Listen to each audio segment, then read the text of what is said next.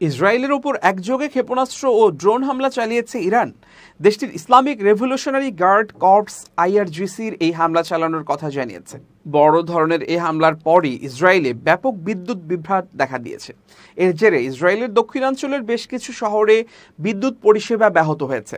সোমবার এই তথ্য জানিয়েছে সংবাদ মাধ্যম আল জাজিরা। সংবাদ মাধ্যমটি বলছে, দক্ষিণ ইসরায়েলে ইরানের ক্ষেপণাস্ত্র হামলায় বেশ কয়েকটি এলাকা বিদ্যুৎ বিচ্ছিন্ন হয়ে পড়েছে।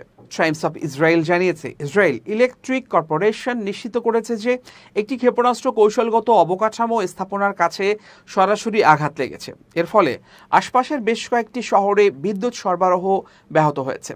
এক বিবৃতিতে আইইসি জানায়, দ্রুত বিদ্যুৎ সরবরাহ পুনঃস্থাপনের লক্ষ্যে আমাদের টিমগুলো এখনই ঘটনাস্থলের দিকে রওনা হয়েছে। এ সময় অবকাঠামোর মেরামত এবং নিরাপত্তা ঝুঁকি অপসারণের কাজ চলছে, যা নিরাপত্তা বাহিনীর সমন্বয়ে পরিচালিত হচ্ছে। এদিকে হামলার সময় প্রায় ৩৫ মিনিট ধরে সাইরেন বাজতে থাকে, ফলে নাগরিকদের দীর্ঘ সময় আশ্রয় কেন্দ্রে অবস্থান করতে হয়।